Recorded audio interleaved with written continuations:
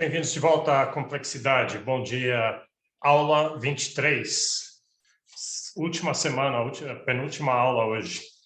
Então, hoje nós temos duas apresentações, a Ana Lúcia e o Alexandre vão apresentar. Nessa correria de final de semestre, eu devia ter, porque a ideia era sempre preparar alguma coisa e ainda pedir para mandarem textos antes do que queriam apresentar. Mas vamos lá, vamos ver o que dá. Quer dizer, eu sei que a Ana Lúcia me falou que ela vai apresentar, o Alexandre, eu não sei. Vamos ver o que dá. Eu tenho, duas coisas para falar antes. Bom, primeiro, daí como é que vai ser? A próxima aula, daí vai ser a Débora, vai apresentar, e aí a gente acabou. Então, sexta-feira vai ter a apresentação da Débora e eu vou preparar uma coisa de final de disciplina, o que a gente aprendeu, o que faltou. Eu vou fazer minha lista de... Eu não prometi para vocês que eu ia blow your minds 10 vezes, que nem eu fiz na graduação, mas eu vou dizer para vocês 10 coisas que vocês viram na disciplina que deveria ter blowed your mind, né? E daí vocês podem dizer se tem outras, ou se você acha que essas que eu achei que blow your mind, você acha elas triviais e você não foi impressionado por elas. Tá? Primeira coisa só eu queria falar isso aqui. Eu recebi um e-mail ontem de um pessoal da Elgar, como é que é? Aquela editora Elgar, sei lá, E eles têm uma série que chama Research Handbooks, são handbooks. Inclusive, eu já tinha até escrito um capítulo para um handbook de Property Law, que o Henry Smith tinha editado. E aí eles mandaram esse e-mail falando assim, olha, a gente viu o seu paper Why Public Policies Fail, e a gente acha que você seria uma boa pessoa para editar um handbook sobre Institutions and Complexity, instituições e complexidade. Então, a primeira coisa quando eu vi isso, diz, isso é outro golpe, né? Golpe, vamos apagar esse negócio aqui, é golpe. Daqui a pouco vão pedir meu cartão de crédito para... Né? Com acadêmicos isso é muito fácil, porque acadêmico é tudo vaidoso, você dá um elogiozinho para um acadêmico, diz, eu gostei daquele trabalho que você escreveu, e aí o cara daqui a pouco ele vai mandar o cartão de crédito, manda tudo quanto é dinheiro. Mas aí eu fui ver, investiguei, vi que é verdade, mandei até um e-mail para o cara, falei com o cara. Mesmo assim, eu pensei, não vou fazer isso, porque isso aqui é pedir para matar os seus próximos 2 anos. Você vai ficar 2 anos sem fazer nada, dá um trabalho muito grande. Mas a ideia é editar, né? Convidar pessoas e teria que estruturar uma ideia, ter um capítulo introdutório que teria um arcabouço, e estruturar e convidar um monte de gente. E isso me pareceu muito ruim, porque ainda mais eu não sou bom dessas coisas. Eu não sou bom assim no trato pessoal, de ficar e convencer as pessoas a escrever, porque primeiro convencer a aceitar, que já é difícil. Segundo, convencer de entregar depois, que muita gente aceita, eu mesmo faço isso. Eu aceito, parece tudo fácil no começo, né? Na hora de aceitar, isso vai ser no fim de semana, sábado de manhã, sobra uma horinha ali, eu escrevo essa coisa, e não é assim, então é difícil. Então, eu já ia recusar, mas aí, o mais que eu penso, eu fiquei pensando, talvez isso seja uma coisa boa, porque, eu fiquei, esse paper que motivou isso, Why Public Policies Fail, ele foi publicado em 2020, e ele já tem 40 citações, quase 40, acho que 39 citações, hoje parece que veio mais outra, e da Índia e de lugares, não tanto de economistas hardcore, mas de muita gente, parece que acertou um nervo aquele trabalho. Antes eu achava que era só o título, né? Um título bom faz isso. Meu título está jogando com Why Nations Fail, Why Public Policies Fail, mas, inclusive, ontem os alunos do Copenhagen Business School pediram uma entrevista porque eles acham que o Why Public Policy Fails pode ajudar no negócio de behavioral insights que eles têm lá. Então, pode ser uma coisa boa. E daí, só para informar, eu estou pensando muito nisso, mas eu estou pensando em alistar o Lee Alston, com quem eu geralmente escrevo, porque ele é um cara, né, ele está nos Estados Unidos, conhece bem mais gente, porque é institutions and Complexity. Então, seria... Eu ainda não tenho muito na minha cabeça, não é para ser um livro sobre instituições, não é para ser um livro sobre complexidade, é ser Institutions and Complexity.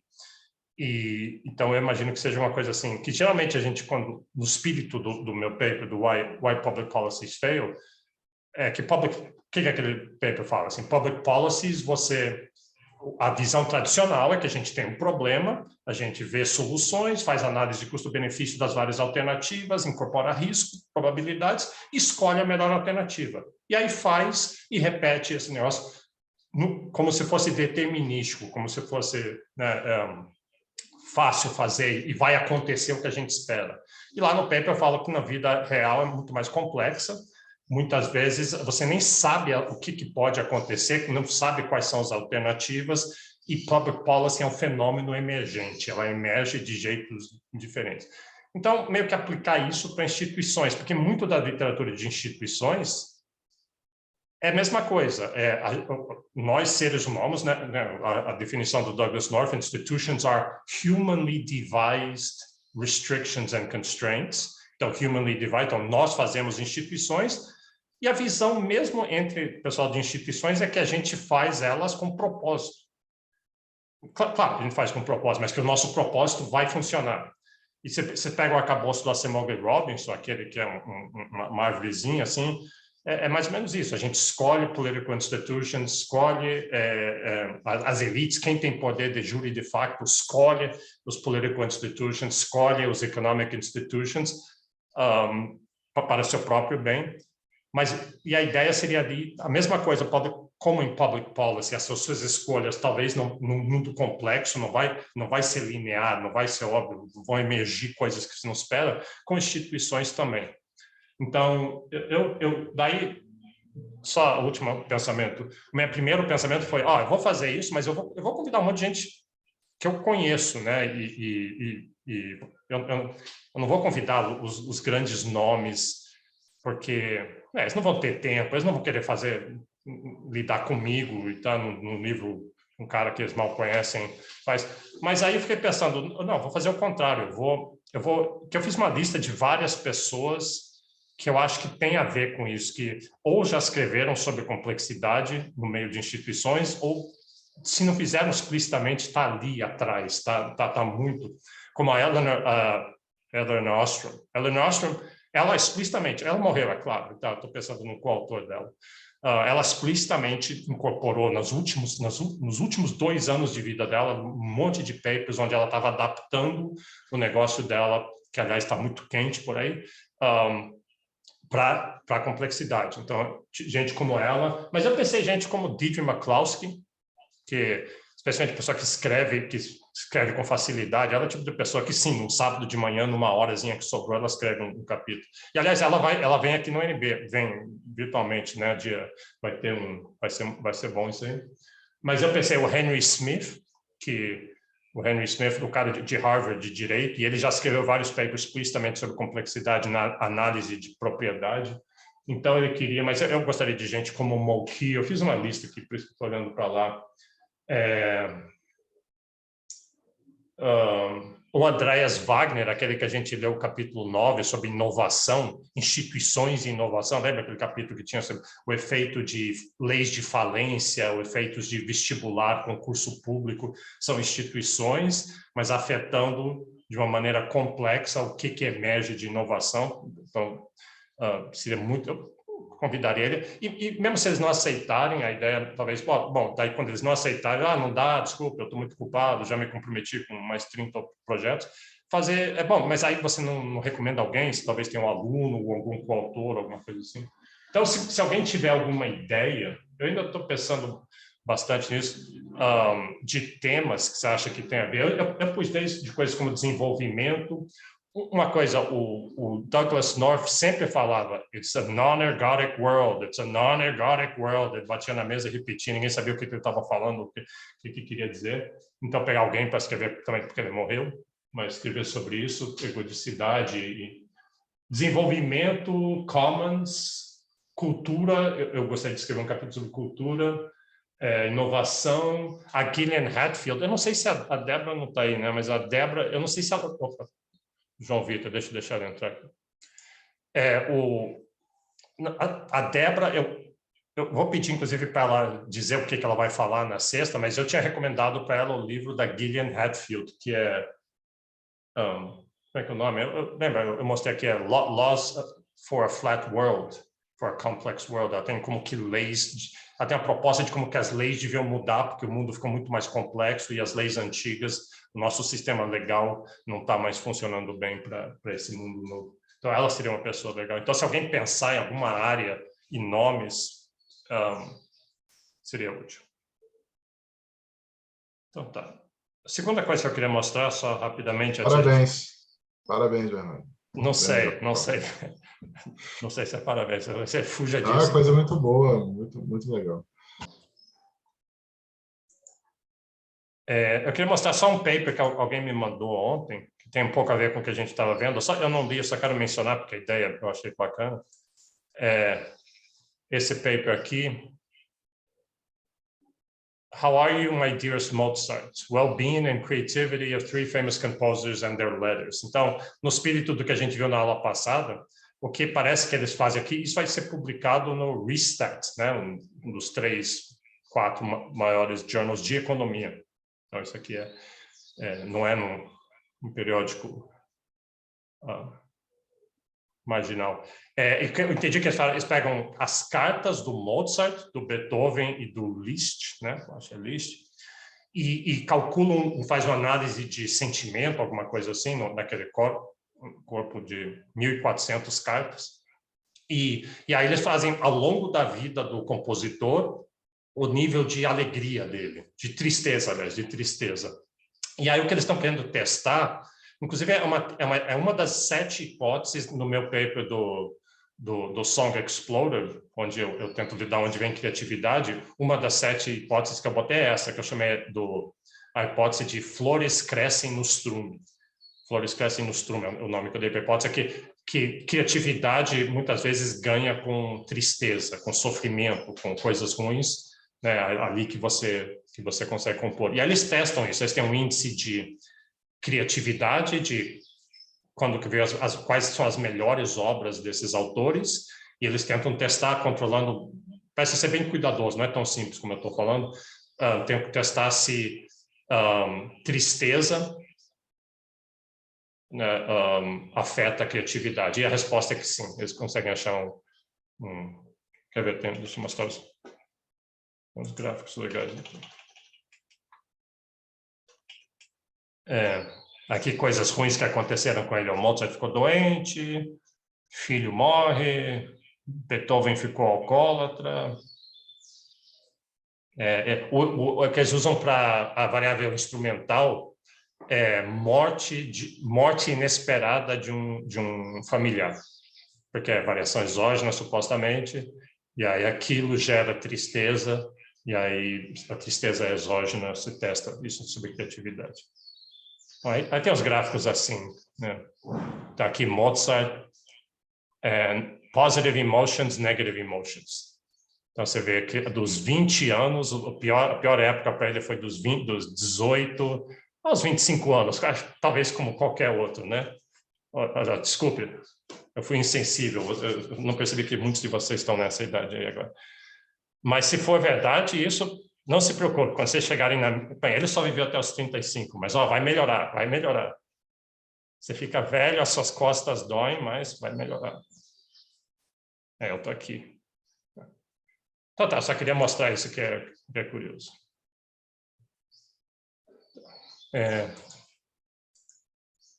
Então vamos lá. Não, só daí, claro, e a conclusão. O que eu penso quando eu vejo um negócio desses será que não dá para fazer um negócio desse para o Brasil?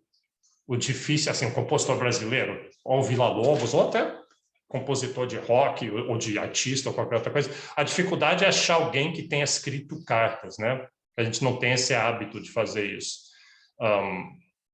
Né, o pessoal que fez Darwin, o Darwin escrevia um diário. Diário seria um jeito de ver isso, mas é difícil ter acesso a... Mas se vocês pensarem, assim, de repente, assim, tinha um diário, o Garrincha tinha um diário e foi liberado o diário do Garrincha, do Pelé, alguém. O Bernardo, tem que analisar as redes sociais, eu acho. Desculpa. Não, desculpa, Deise. Primeiras, por favor. Não, eu disse hoje só se analisar o Twitter, né? Ou, sei lá, ou até o Orkut, que é um pouco mais antigo, o Facebook, talvez. Mas será que isso pega o cerne da alma das pessoas ou só, sei lá, talvez? Ontem saiu uma notícia falando que, acho que foi no Estadão, uma reportagem de uma página falando que eles escolheram 5.000 partituras desde o Império do Brasil e vão colocar em dados isso aí. Vão lançar. Depois eu mando isso aí. Achei bem interessante, lembrei até do Bernardo, que você gosta musical, e vão fazer todas essas partituras aí em questões de dados para pesquisa. Talvez. Mas eu não entendi. Partituras de música? As partituras, as letras, a sonoridade da música, né? Aí vão transformar em dados. Então, isso, pegar o histórico de todas as partituras feitas do Império até agora, assim, na verdade, escolheram 5.000 do Império para analisar as diferenças. E aí falaram que ia colocar isso em dados, né? Não sei se... Podia usar aquele método que aquele Mouskopf e Eskin, eles têm um método que pega aqueles... Alguém apresentou isso na aula passada, tem sonoridade, dançabilidade, tempo, hue, né? Professor, eu estava pensando, tinha uma ideia, não sei se é besteira, se é viagem, mas associando, por exemplo, o padrão econômico do Brasil com as músicas, né? Hoje, o Brasil, basicamente, o que predomina é a música sertaneja, porque o Brasil está muito agro, né? Desde os anos 80, 90. Mas nos anos 70, 80, naquela transição, o que predominava era o rock aqui no Brasil, aqui em Brasília, principalmente, né, nas grandes cidades, porque o Brasil era mais urbano e industrial. Será que não seria muita viagem associar esse perfil mais urbano, mais rural da população as atividades econômicas com a música que se populariza? Né? Porque hoje, basicamente, tem uma valorização do agro que se expressa até na música, né? Tudo agora, acho que o Brasil está caminhando cada vez mais para isso, e o que hoje predomina no Brasil é a música sertaneja. O que antigamente era o rock and roll, o que nos anos 50 era a bossa nova, né? Porque tinha aquela questão da idealização da cultura carioca. Talvez essa questão econômica, né? O que guia o Brasil tem influência sobre a música. Só que eu não sei se é mais uma viagem da minha cabeça, não sei se teria como fazer algum tipo de investigação nesse sentido, mas eu acho que tem algum sentido nisso. Parece interessante, mas para mim teria um passo além, quer dizer, o econômico, você está sendo muito, como é que Marx, materialismo histórico, está muito... Bem determinista, bem generalista, na verdade, né, professor? Mas eu pensaria assim, que a economia, ela não afeta diretamente, mas ela afetaria a coisa social, né? A economia afeta a coisa social, daí se vai ter desigualdade, pobreza, as clivagens sociais todas, né? E daí isso teria um impacto, acho, na música. Ok, vamos começar então. Ana Lúcia, você quer começar? Posso começar sim. Deixa eu liberar. Eu compartilhar aqui. Deixa eu ver. Normalmente é melhor compartilhar a tela toda, né?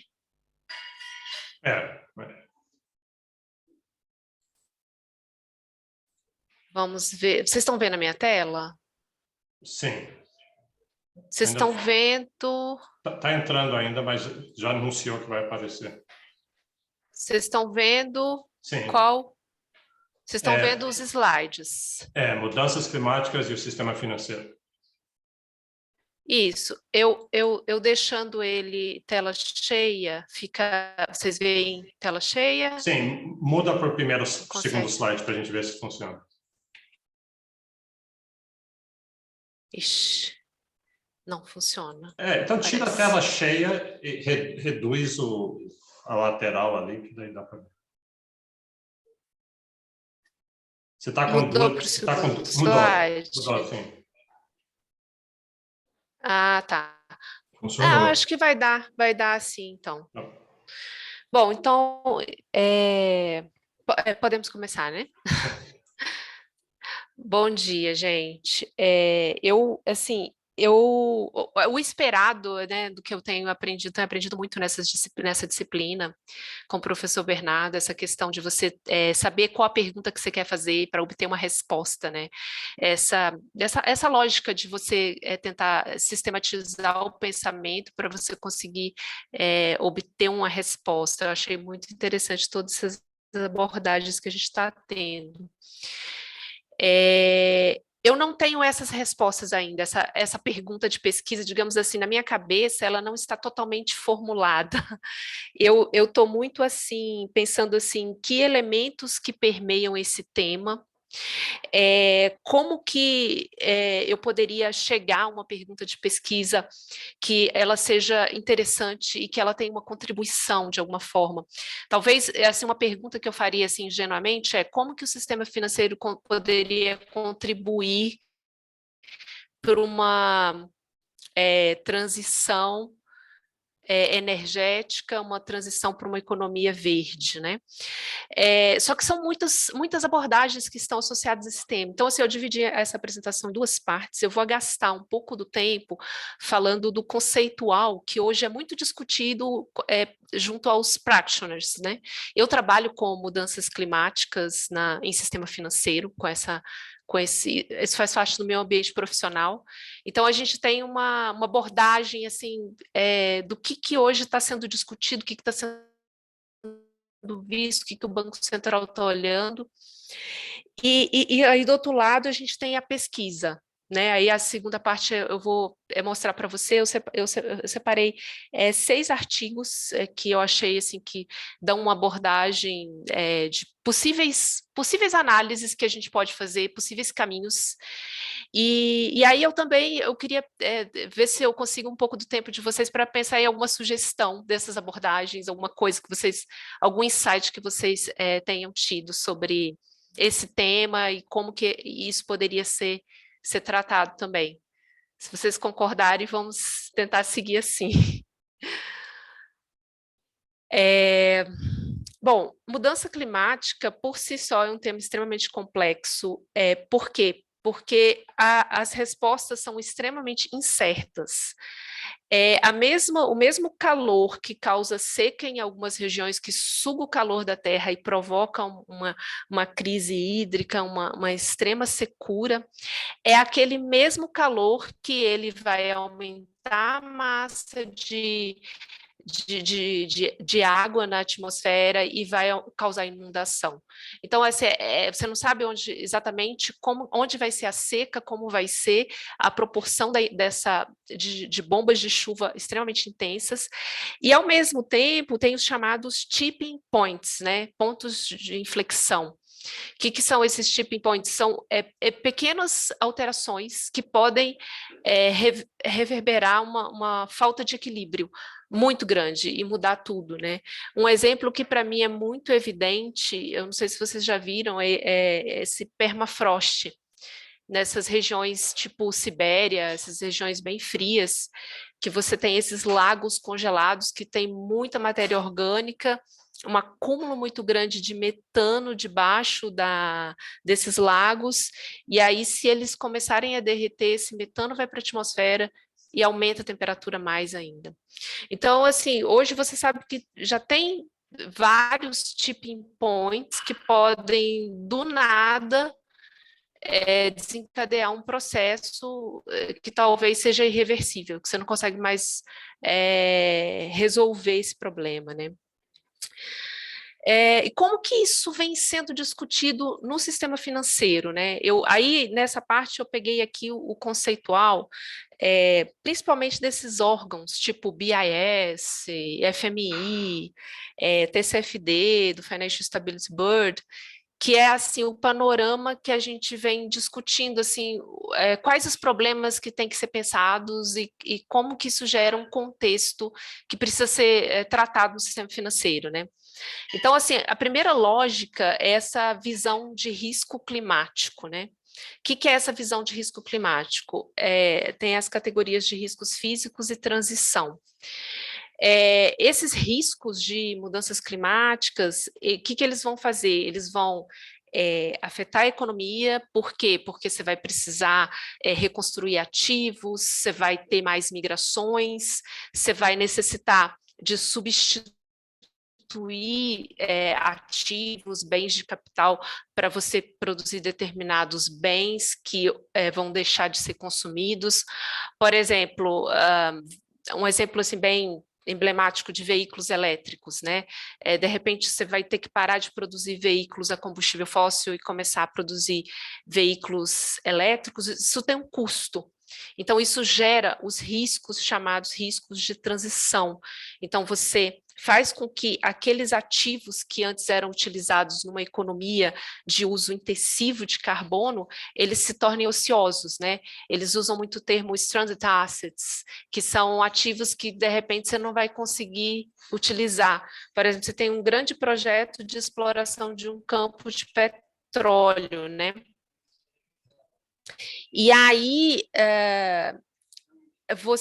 se você não puder mais extrair esse petróleo em um determinado momento, se chegar numa situação de desequilíbrio tal de clima, um daqueles tipping points forem atingidos, por exemplo, pode chegar um momento que você não consiga mais resgatar aquele petróleo que você investiu naquele campo de extração. Então, aquilo ali vai ficar como um ativo encalhado, você não vai conseguir mais retorno sobre aquilo. Então, isso vai trazer interrupção de alguns negócios, na própria agropecuária, que tem um risco, o efeito de risco físico muito grande, muito intenso, né, na nomenclatura que o pessoal usa, na taxonomia que o pessoal usa, existem os riscos agudos, que são aqueles riscos de temporal, que para a gente é mais visível, né? De você ter uma perda de safra, de você ter um problema pontual e de extrema gravidade, mas você também tem o risco das mudanças dos padrões produtivos ao longo do tempo. Então, uma região que produzia determinada cultura, ela pode mudar totalmente, as condições daquele clima pode mudar totalmente e não conseguir mais produzir determinadas culturas. Então, assim, tem mudanças crônicas que vão acontecendo gradativamente, mudanças muito intensas. Então, isso tudo reverbera no sistema financeiro, você tem perdas de ativos, de títulos, perdas de crédito, em função dos financiamentos que são ofertados, e além de outras perdas operacionais, todas as instituições estariam sujeitas, né? Numa lógica assim de uma visão de mercado, assim, o que o pessoal discute muito, né? Que pode afetar preço, que pode mudar a questão do mercado, é essa visão de indústrias que eles falam, né? Sunrise e sunset. Sunrise porque são indústrias que estão nascendo, que estão trazendo novas tecnologias de produção de energia mais sustentável, energia solar, energia eólica, e sunset são indústrias que podem estar com os dias contados, que são muito baseadas em ativos de carbono, de uso intensivo de carbono, ou de outro gás importante de efeito estufa, que pode estar com os dias contados, porque pode chegar um momento que regulatoriamente ou mercadologicamente, por uma série de questões conjunturais, aqueles itens podem deixar de ser consumidos, ser substituídos pelo mercado. Então, isso requer uma análise do sistema financeiro no sentido assim, de buscar formas de investimento alternativo, né? E uma inteligência de mercado para avaliar essas tendências de futuro.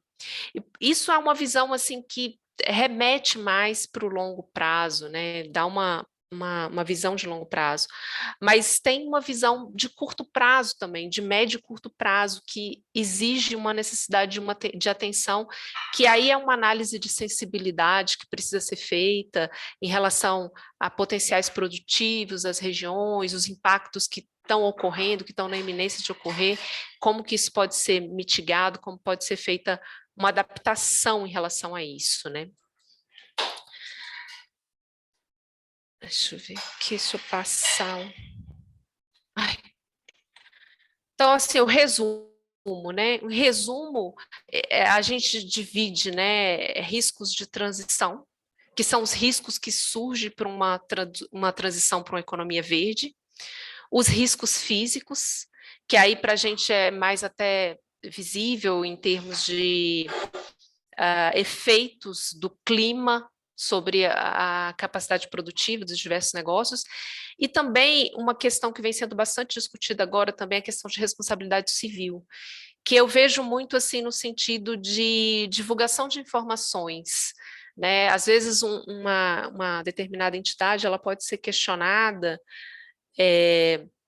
se ela está sujeita, seus ativos estão sujeitos a riscos climáticos e ela não divulgou essa informação para o mercado. Alô? Vocês estão me ouvindo? Estamos ouvindo. Parece que travou alguma coisa. Não, parece que travou alguma coisa aqui. Travou Acho que foi só a mas- câmera. O vídeo parece que desligou do nada, mas não sei o que houve. Essa questão da responsabilidade civil, né? Então, assim, se a empresa não divulgou, a firma não divulgou determinada informação sobre os riscos a quais seus ativos estão sujeitos, ela pode ser questionada por isso, né? E é interessante, esse material é do BIS, que é o tipo assim, é o Banco Central Internacional, né? O Banco Central dos bancos centrais, né? Eles se discutem aí tudo que em termos de exigência de capital, em termos de regulação prudencial. Então, eles acabam trazendo muitas discussões. E aí eles trazem também essa discussão de que existe uma interconexão de risco físico e transição, que um é meio que o contrário do outro, eles se relacionam de uma forma meio que inversa, porque se você tem uma rápida transição para uma economia de uso intensivo de carbono, se a economia consegue dar uma resposta muito rápida para isso, se aumenta muito esses riscos de transição. E, por outro lado, você diminui os riscos físicos, você pode conseguir reduzir um pouco os riscos físicos, porque a economia está indo para uma economia verde. Mas se você não fizer nada, tipo, se a economia não mudar e continuar usando os mesmos métodos, as mesmas fontes energéticas, aí você quase não tem risco de transição, você não tem mudança de tecnologia, você não tem mudança de mercado, só que aí você corre o risco de aumentar muito os riscos físicos, né? E aí, a lógica que veio, que emerge dessa força-tarefa que foi criada pelo Financial Stability Board, que é a TCFD, que é uma força-tarefa que tem o objetivo de dizer para a indústria como um todo, aí são todos os tipos de firmas, todos os tipos de negócio, como que deve ser uma divulgação sobre os riscos climáticos que uma entidade está sujeita, né? Como que deve ser, o que ela deve, o que uma instituição deve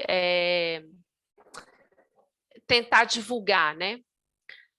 Então fala que essa parte de governança, né? Então, assim, dizer o que o conselho está fazendo, qual o papel do conselho em supervisionar os negócios, identificar oportunidades relacionadas ao clima, dizer como que é desenvolvida uma estratégia de negócios de curto, médio e longo prazo, como que ocorre um planejamento dentro do ciclo de negócio da empresa sobre como tratar mudanças climáticas, o processo de adaptação, mitigação, né, que de certa forma é chamado de resiliência climática, às vezes eles usam esse termo, né? Dizer sobre a gestão desses ativos, no caso, gestão de riscos mesmo, sobre como que eles são gerenciados, processos utilizados para identificar esses riscos, avaliar, mensurar, controlar, enfim. E métricas e metas, que seriam as metas, né? Onde que eu quero chegar, quanto de emissão que eu quero evitar, né? todas essa é um arcabouço para dizer assim onde eu quero chegar, né? Dito isso, assim, essa discussão, ela está muito, como eu falei para vocês, é o contexto que nós temos, né? Ai, não está indo aqui. É o contexto, né? Aí você tem um conceitual em cima disso, né? Às vezes, quando você vem para esse mundo de instituições financeiras, aí tem alguns autores que eles subdividem, né? O que você está tratando, né? Quando você fala só em climate change, só em mudanças climáticas, mitigação, né? Eles costumam chamar de low carbon. Como você vai abranger também adaptação, envolve também o risco climático, né? Outras questões ambientais, aí vem muito na lógica de green banking, que seria financiar atividades para mitigar mudanças climáticas, contribuir com esse processo, né? E uma coisa que às vezes traz muita confusão, traz um certo imbróglio nessa discussão no mundo assim ASG, que eu digo assim de forma geral, é quando você junta com o social também, porque às vezes são muitos elementos para serem tratados e eles têm às vezes questões muito diversas associadas, os riscos são muito diversos, né? Aí junta com o social e ainda tem a visão de que você coloca o resultado econômico, governança e vira o sustentável, aí que às vezes você não consegue atingir os resultados mesmo. Então esse é um problema, assim, nessas discussões que a gente vê nesse mundo socioambiental. Em setembro agora, o Banco Central ele soltou essa regulação prudencial aí, ele soltou uma série de normas sobre a gestão desses riscos, e ele trata tudo junto, ele trata lá gestão dos riscos social, ambiental e climático. Ele separa, tem um conceitual separado dentro da norma, mas a trata do assunto é só uma, só tem uma visão assim, de forma assim, você tem uma gestão para esses 3 tipos de risco, né? Então lá tem várias ações, né? Desde você identificar produtos que têm uma contribuição positiva, monitorar os negócios, avaliar, né? Realizar testes de estresse, análise de acessibilidade, essa questão da divulgação. Essa norma do Banco Central, ela é muito focada no que está lá na TCFD. Então, aquelas dimensões que eu mostrei lá para vocês, elas são bastante exploradas nessa regulação. Mas, de certa forma, ela traz em conjunto. Aí, o que a gente está vendo, assim, o que eu estava... Ai, deixa eu passar o próximo. O que a gente vê assim na literatura acadêmica que traz para a gente assim algumas possíveis abordagens, como que eu faço essas relações, né? Tem uma corrente de estudos sobre abordagens voluntárias. O que são essas abordagens voluntárias? Elas são programas que o regulador pode oferecer no mercado para que as firmas reduzam emissões voluntariamente. Então, a firma ela pode aceitar participar do programa, e aí, se ela aceitar participar do programa, ela vai ter um custo, né, de redução, mas ela pode se beneficiar aqui de que eles chamam de social rewards, que seria benefícios reputacionais, né? Ela pode conseguir explorar novos mercados que hoje ela não consegue atingir, né, de economia verde. E, ao mesmo tempo, ela pode ter um subsídio também. De repente, ela pode ter um subsídio. Só que aí ela pode rejeitar participar desse programa, e só que aí o regulador ele impõe uma questão mandatória, né? Então, aí se ele impõe uma questão mandatória, ela vai ter que se adaptar do mesmo jeito, né? Ela não vai ter o ganho reputacional e do mesmo jeito vai ter que ter uma adaptação. Então tem essa visão assim, aí tem a lógica também de não ter nenhum programa voluntário e a firma decidir implantar um programa voluntário, e também ela vai ter o ganho reputacional, né? E se ela não implantar nada, ela também vai perder essa parte essa parte B aí, que seriam as recompensas sociais, né? No sistema financeiro, eu vejo isso muito assim, com uma lógica assim, começar a financiar projetos de economia verde e deixar de financiar projetos de uso intensivo de carbono. Quando você deixa de financiar esses projetos, às vezes você tem grandes clientes que ainda estão nesse segmento, você vai perder, você tem uma perda de negócios, né? Só que, por outro lado, você pode ter alguns benefícios aí de você equilibrar seu portfólio e transformar sua carteira numa carteira mais voltada para negócios sustentáveis. Então, acaba que também existe uma decisão aí, né? E outra coisa que eu introduziria nessa análise, que isso é uma coisa que me ocorre, mas que não vi em outros papers, mas que eu acho que aumentaria a complexidade da análise, mas que seria interessante, seria simplesmente a ação do concorrente, porque isso influencia muito, isso pressiona como que a firma vai atuar. Porque, de repente, se você tem concorrentes que estão implantando um programa de melhor divulgação, de transparência, estão indo para o financiamento de economia verde, ou outra instituição, se ela não se adaptar, ela vai ter uma perda ali. Isso pode pressionar também a atuação dessas instituições. Aí, nessa visão de abordagens voluntárias, né, o que nós temos aí no âmbito da instituição financeira? A gente tem o dilema do regulador. Isso aí, a gente tem visto alguns estudos, assim, eu vi recentemente até um podcast do Banco Central Europeu, e eu me lembro da entrevista, o representante lá do Banco Central Europeu, ele estava comentando, a gente tem um mandato de estabilidade financeira, né? Então, assim, tipo, eu não posso fazer com que as instituições agora elas passem a financiar a economia verde. Eu não posso simplesmente incentivar a transição para a economia verde, porque o mandato do regulador é você estabelecer uma segurança do sistema, evitar riscos sistêmicos.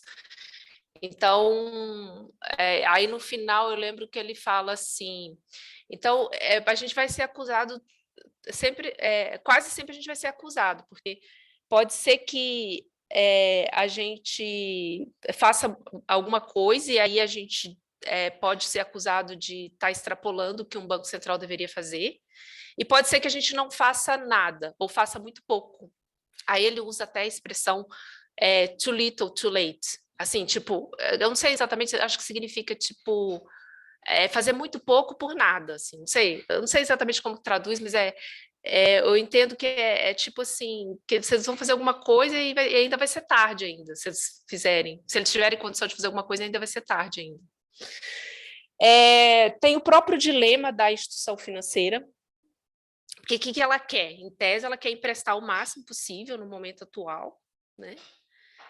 Aproveitar o máximo possível tudo que está sendo desenvolvido na economia para maximizar os seus resultados, né?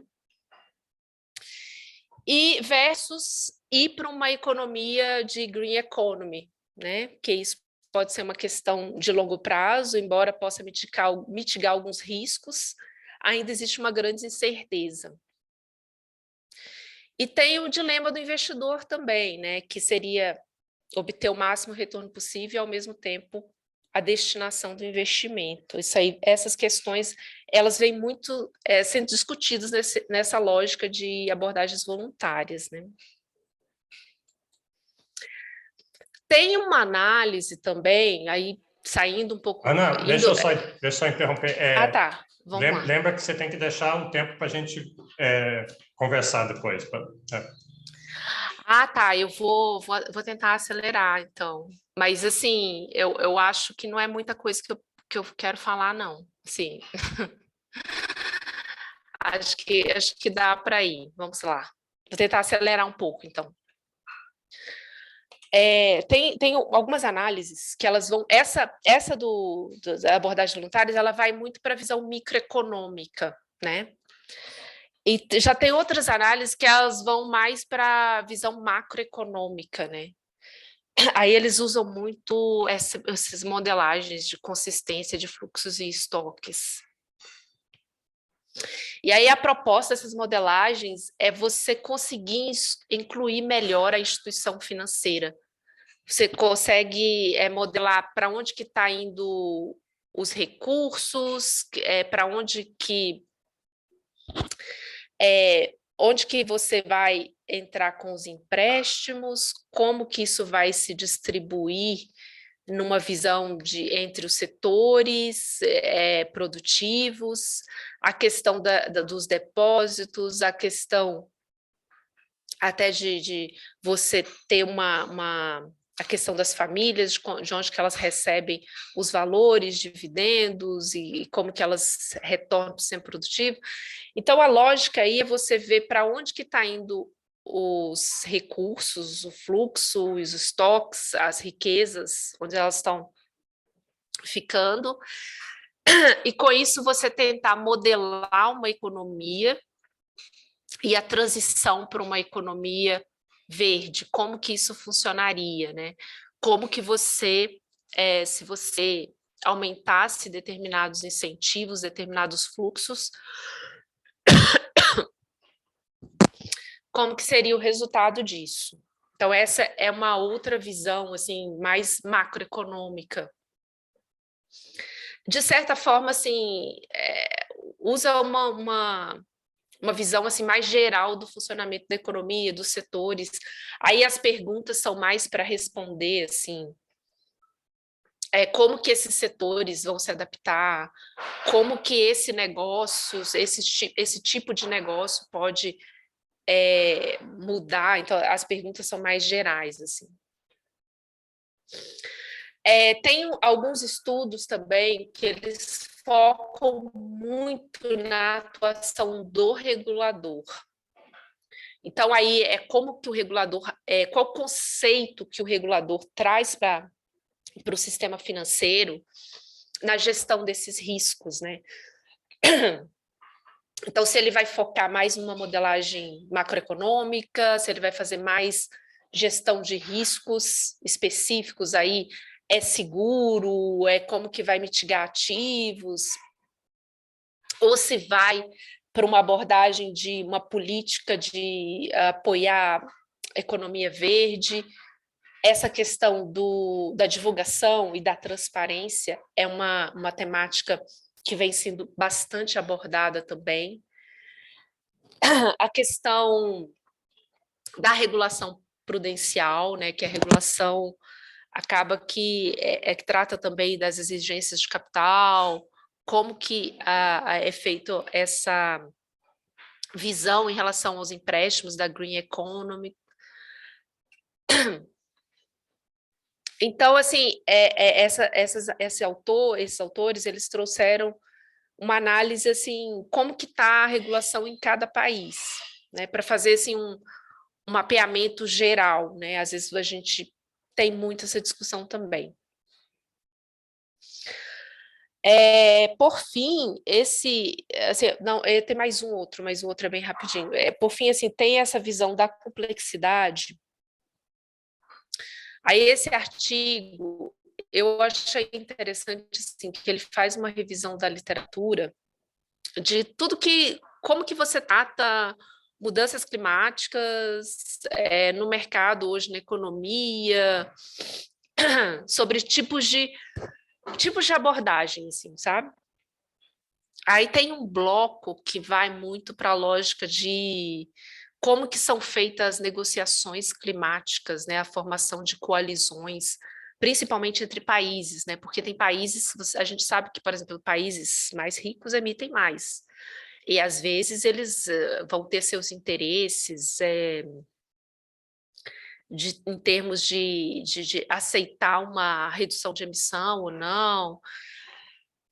Então, existe muita discussão, assim, de que aspectos mais multidimensionais e heterogêneos das estratégias desses atores poderiam ser considerados, né? Questões que têm reflexo na natureza local e, ao mesmo tempo, na dinâmica dessas interações, né? Dentro do país, uma resposta, como que é o resultado dessa resposta dentro do país e fora, né? Tem essas análises também que usa-se modelagem baseada em agentes, né? Que são impactos macroeconômicos na atuação como que os agentes atuam em relação a isso. A discussão sobre mercados de energia, financiamento de transição, questão de títulos de carbono, né, que você pode transicionar. E também essa discussão que vem crescendo bastante, que é a própria difusão de tecnologias favoráveis ao clima. Então, esses autores, eles, de certa forma, eles tentam trabalhar assim, num universo muito de possíveis abordagens e metodologias de uma forma geral, né? E eu vi algumas coisas sobre modelagem de incerteza, é uma questão que eu tenho lido assim, um pouco. Esse paper, ele do Fatini, Paloma, na verdade, ele não fala de mudanças climáticas, ele fala do Brexit. Ele fez uma modelagem de como que a incerteza do Brexit afeta a economia.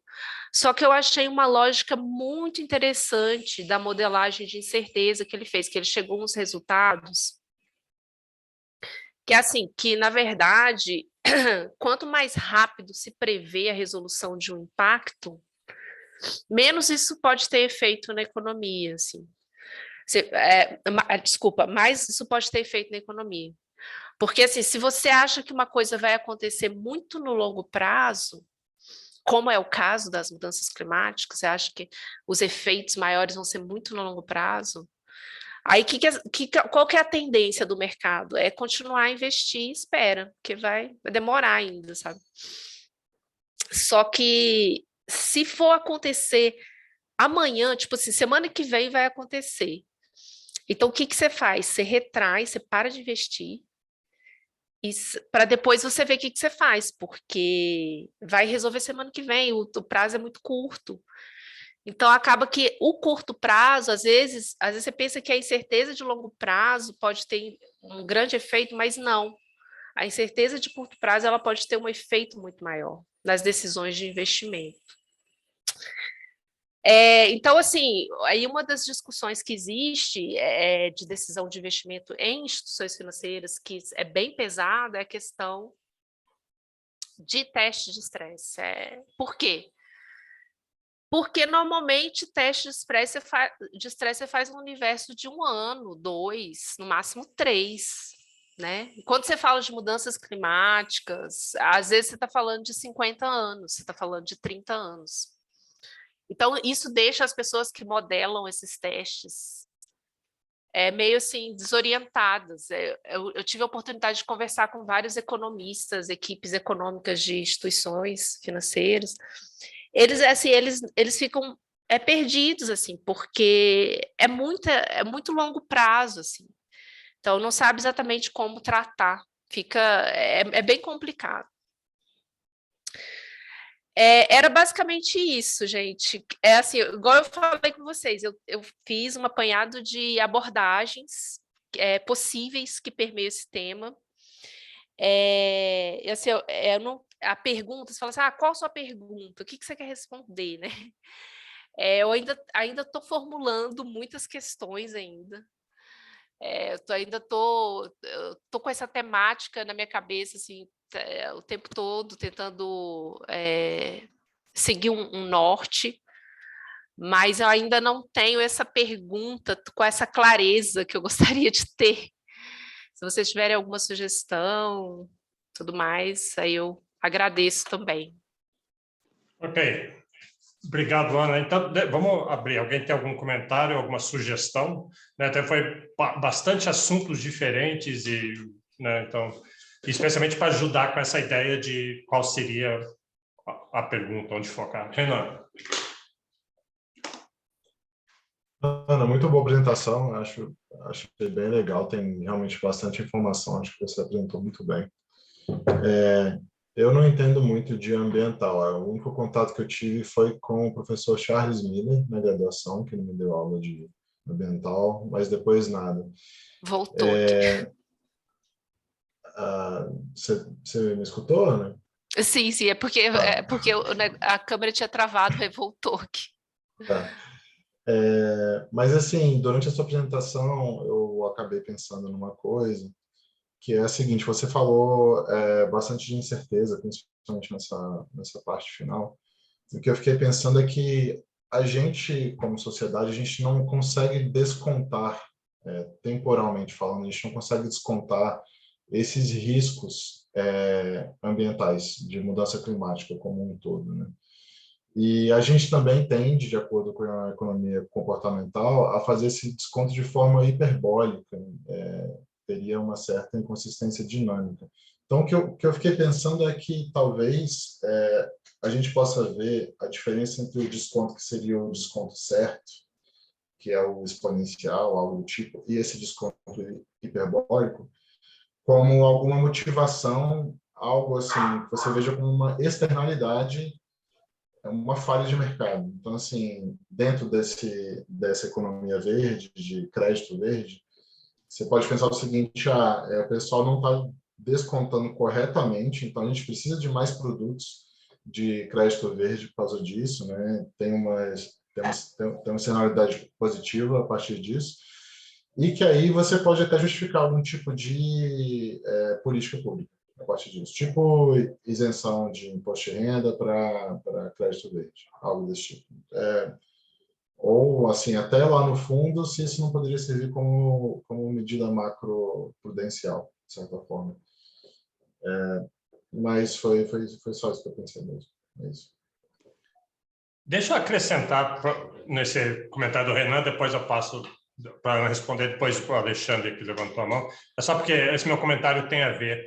Esse negócio de taxa de desconto sempre foi a maior polêmica em a economia do ambiental. Mesmo quando o Nicholas Stern, que é o grande economista, escreveu o famoso Stern Report para o governo da Inglaterra, a grande crítica, ele até virou um Sir, né? Ele virou, a rainha transformou ele em um Sir depois por causa disso, mas toda a discussão foi em cima dele, que ele foi ele botou uma taxa de desconto muito baixa e achavam que devia ser mais alto. Então, mas essa é a discussão. Nessa parte de incerteza, só duas coisas. Um problema de incerteza de como a gente calcula esses riscos é que a gente... o Nassim Taleb fala sempre sobre isso, quando você vai ver risco, que é um power law, né? Então tem um grande cisne negro que vai acontecer, e como os nossos dados assim dos últimos 100 anos não contêm aquele evento, a gente olhando o nosso passado, a gente não consegue calcular bem o perigo desse negócio no futuro. Então, Nassim Taleb é sempre por ser ultra precavido, tem essa ideia nas vacinas, com máscara, assim, ele diz assim, que você não tem que olhar o risco das coisas que aconteceram recentemente. E só uma recomendação para isso: alguém lembra o nome ele foi presidente do Banco Central da Inglaterra recentemente e escreveu um livro sobre incerteza. Eu esqueci o nome dele, é um macroeconomista famoso desses e virou presidente do Banco Central. E é interessante isso, porque... É o livro The Green Swan, o livro, né? Não, o livro não. Green Swan. Não, é sobre macroeconomia. Assim, ele acabou de sair do Banco Central, ficou vários anos no Banco Central da Inglaterra, e aí ele saiu, escreveu um livro dizendo: olha, eu fui presidente do Banco Central, mas a gente não sabia nada. Eu, como presidente do Banco Central, aqueles modelos econômicos tradicionais de macroeconomia me ajudavam muito pouco porque não era risco, era incerteza. Ele com outro autor escreveu, e lá pode ter insights, porque muito desses problemas que você está falando é isso, né, que a gente não sabe.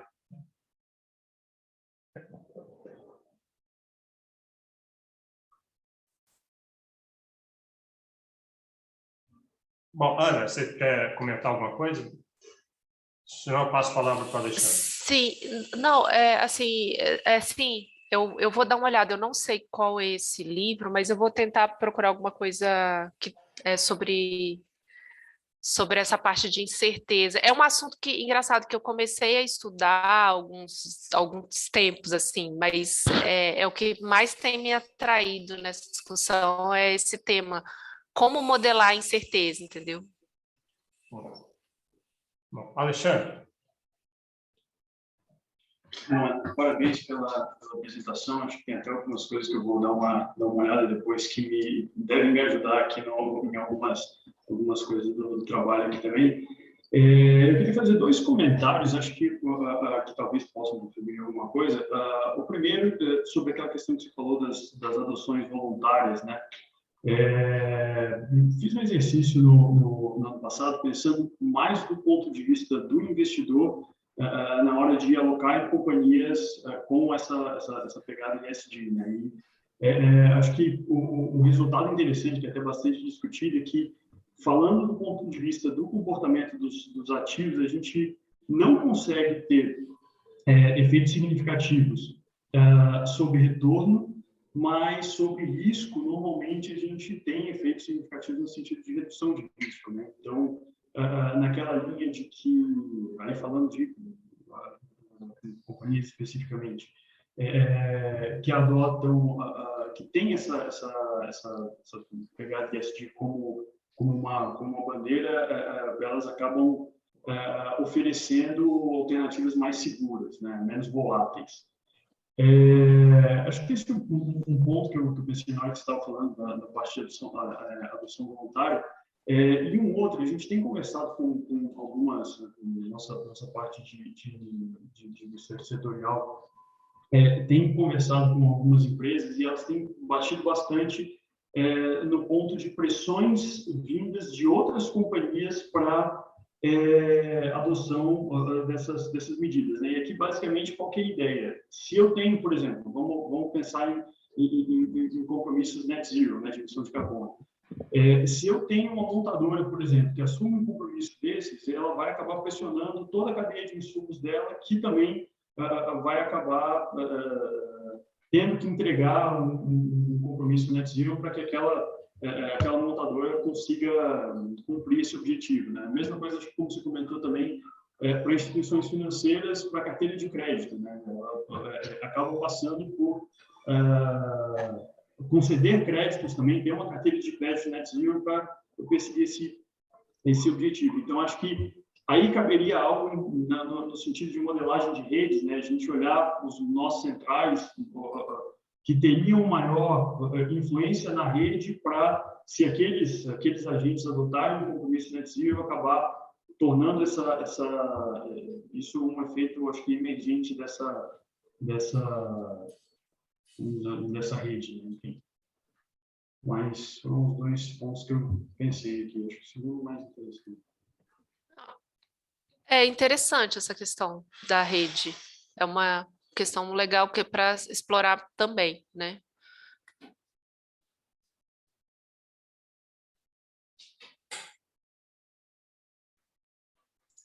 Deixa eu só uma outra sugestão, talvez uma ideia. Como eu falei mais cedo hoje, aquele arcabouço da Elinor Ostrom está tendo muito impacto para essa pergunta de mudança climática. Então, eu penso assim, o que a Elinor Ostrom fez? Ela pegou grupos, assim, 50 famílias que têm um lago, e então tem o problema de uso comum do lago, né? Que a teoria econômica dizia que não vai funcionar, porque todo mundo vai sobreusar. E ela mostrou que não, às vezes conseguem usar, mas ela mostrou também que tem, se você pegar assim, outras famílias, outro lago ou outra carbon resource, tem casos de sucesso e casos de fracasso. Tem casos que eles eles vão para a tragédia dos comuns e tem casos que não vão. E aí o que ela fez foi, ela fez os 8 princípios de desenho de design principles, 8 design principles, e que são 8 características de grupos que conseguiram lidar bem com um recurso comum. Aí o que as pessoas estão fazendo hoje é dizer, será que a gente não pode extrapolar isso para um recurso global, que é o mundo inteiro? Dizer, porque o que a gente quer é isso, a gente quer uma solução, né? Então, o que funcionou no nível de pequenos grupos, será que alguns daqueles princípios... Talvez uma coisa que se podia fazer seria justamente isso, porque assim, então, princípio número 1, como é que ele aplica para o nível global? É possível atingir Existem as condições do princípio número 1? Não. O que poderia fazer para chegar lá? Princípio número... Aí você podia ver quais dessas coisas que pegam. Por exemplo, um dos princípios dela é que é bom ter um agente externo com algum poder de sacramentar negócios, não de chegar lá e mandar no grupo, mas é sempre bom ter um governo, esse é o policentrismo dela que ela fala. Então, talvez uma ideia de aplicar isso seria interessante.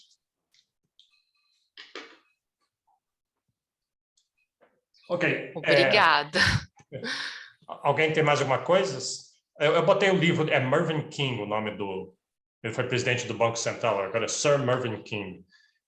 Ok. Vale a pena ver. Porque se Banco Central, incerteza é um problema, imagine crescimento global, né? Mais ainda. Então tá bom, Alexandre, é com você então.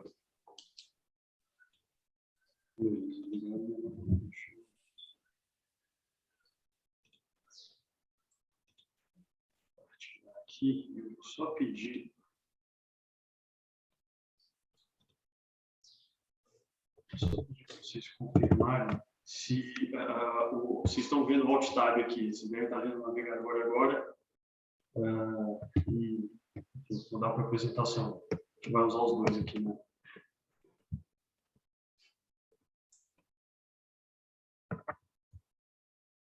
Deu certo? Você já vem minha tela? Pode começar. Bom, beleza. Bom, pessoal, acho que quando a gente combinou na aula passada a gente fazer as 2 apresentações hoje, eu dei uma enxugada aqui, vou tentar correr para cumprir o tempo, mas basicamente aqui na apresentação eu vou trazer três partes, né? O primeiro, acho que falar da parte de metodologia, e aí a principal ideia aqui vai ser mostrar esses modelos de estado da arte de INLP, e mostrar que, no final das contas, eles são mais acessíveis do que parecem, né? Então, a gente está falando desses modelos de milhões de parâmetros, e essas coisas acabam sendo até mais acessíveis para a gente usar em pesquisa, enfim. E eu vou dar alguns exemplos disso, mostrar um pouco, bem por alto, tá, o funcionamento deles e como que eles são mais acessíveis de fato. Depois eu vou passar para o que é o meu tema de pesquisa. Ela não está tão madura ainda, tá? Eu estou ainda trabalhando principalmente na parte da metodologia, mas tentar, acho que até um tema bastante discutido, bastante usado aqui, que esse tema, essa abordagem de NLP é bastante usada, sobre comunicação de política monetária, mas aqui especificamente como que ela afeta toda a estrutura termo das taxas de juros, né? Então, acho que a diferença aqui é mais ou menos aquela ideia de se a comunicação é um instrumento adequado, um instrumento eficaz para desafios mais na linha de yield curve control do que especificamente só afetar trechos curtos de curvas de juros, né? Acho que pensei assim, esse talvez seja um tema que gere menos discussão. Tem um outro tema que esse aqui está bem menos maduro ainda, tá? Então, uma coisa que eu estou tentando me aventurar aqui nessa apresentação, mas trazer como uma proposta que eu acho que vai gerar discussões mais interessantes, até e algo que eu venho pensando em relação a como, acho que associar, vou ter que collective brain, mas como associar essas técnicas de NLP com a parte de inteligência coletiva, né? Enfim. Então, partindo aqui para essa parte de metodologia, né, eu vou pular um pouco, acho que a parte mais de história dessas metodologias e passando aqui já para a parte mais de como que os modelos de estado da arte funcionam. Né? Aqui a gente entra um pouco na parte de histórico ainda, acho que só para fazer uma conexão do que aqueles modelos de dicionário, aqueles modelos de bag of words, como que eles transitaram com os modelos tipo o GPT, o BERT, coisas do tipo que são os modelos de estado da arte hoje. Né? Então, acho que nesse caminho faz sentido a gente falar desses modelos de word embedding, né? Que basicamente tentam capturar as ideias contidas nas palavras em espaços vetoriais. Né? Aqui, normalmente, a gente faz representações em espaços de dimensões menores, mas esses modelos trabalham com dimensões bem mais elevadas. Se não me engano, um dos mais populares aí, o BERT, não é exatamente um modelo de word embeddings, mas também trabalha com esses embeddings, trabalha com 1024 dimensões, mas acho que para ficar de forma mais didática, qual que é a ideia? Né? Você capturar por meio de vetores as ideias das palavras. Então, acho que a principal contribuição, né, dessa parte de word embeddings é justamente você fazer com que esses modelos comecem a modelar de fato ideias e não contagem de palavras, coisas do tipo. Né? E aí, acho que tem dois fatores interessantes nesses modelos. O primeiro de fato, a gente ter ideias próximas em vetores próximos, né? Então, acho que é o que essa primeira figura tenta traduzir. E outro, da gente conseguir trazer um pouco de álgebra linear para lidar com essas ideias. Né? Então, acho que um exemplo, isso aqui do Word2Vec, tá? É um acho que é o primeiro, ou um dos primeiros modelos a fazer isso, que basicamente acho que esse daqui é um exemplo bem clássico, que se você pegar a palavra king, extrair da palavra man e adicionar a palavra woman aos vetores, né, aí você chega em algo próximo do vetor para queen. Né? Então, você tem relações, de fato, você tem uma álgebra sobre esse espaço, que seria esse espaço de ideias. Né? E aí você tem as várias dimensões que acabam capturando essas ideias. Né? Então, enfim, a gente deu o exemplo aqui de king, queen com woman, tempos verbais, enfim, relações mais semânticas, né, entre as palavras. Só que esses modelos, eles tinham um problema de capturar muito as ideias das palavras, de fato. Né? Então, acho que um exemplo clássico disso é a palavra bank, né, que você pode usar tanto com o reader bank quanto instituição financeira. Né? Então, a gente não conseguia capturar de forma muito precisa o contexto e a ideia por trás do contexto das sentenças como um todo. E aí, a gente chegando na parte que interessa mais, acho que o que foi o game changer nessa área foi esse trabalho aqui, né? esse Attention is All You Need. Basicamente, o que eles fazem, vou entrar nisso no próximo slide, propor um mecanismo que eles, isso já não é desse trabalho, esse mecanismo de attention, e aí com base somente na adoção desses mecanismos de attention, eles propõem uma estrutura, um modelo, que é esse modelo que eles chamam de transformer, que vai tentar capturar essas relações entre palavras e a ideia por trás das sentenças e das relações entre as palavras. Né? Então, aqui só passando de forma bem superficial mesmo, isso aqui, inclusive, vou deixar um comentário de sugestão que, se vocês quiserem aprofundar nisso, a gente, no semestre passado, preparou com o Cajueiro uma sessão sobre isso para o curso de métodos computacionais, né? Então, não sei ainda como que vai entrar lá, enfim, estou até devendo uma parte para ele sobre isso, mas eu acho que essa seria a coisa para aprofundar, não é a ideia de aprofundar aqui. Aqui eu só quis representar, acho que de forma mais visual, o que é esse mecanismo de attention, né? Então, esse trabalho, essa figura não é especificamente desse trabalho, mas eu acho que representa melhor esse mecanismo de attention, que basicamente é uma representação matricial, né? Você tem as palavras, aqui é um problema de tradução, tá? Então, você tem as palavras da sentença em francês, a tradução em inglês, e aqui como que cada palavra, aí a lógica do attention, né, que presta atenção nas palavras do resultado, né? E aí, aqui a gente tem aqui no meio tem um resultado interessante que, numa língua que a ordem é trocada, como a gente pega o zone que ele vem antes, em francês, e ele entende que o zone está prestando atenção, não na ordem, seria que, se a gente fosse contar a ordem, a palavra europeia aqui, mas presta atenção na area, né? Então, esse mecanismo de attention, ele tenta pegar essas relações. E aí, aqui, especificamente, essa estrutura do Transformer, que basicamente usa esse mecanismo de attention, e é que mais especificamente eles chamam de self-attention, né? Então, seria a sentença prestando atenção nela mesma, então seria uma matriz quadrada aqui dela com ela mesma. E aí, essa estrutura dessa rede, tá? Isso aqui não importa, acho que o principal aqui é a gente entender que esse é um problema de tradução, e aí eles separam em duas partes, né? Esse lado esquerdo aqui é o lado que eles chamam do encoder, que basicamente ele vai pegar as frases, né? E tentar jogar nesse espaço vetorial, agora, tanto de palavras, com esse mecanismo de attention, quanto das sentenças, de fato, para tentar capturar a ideia por trás daquele texto.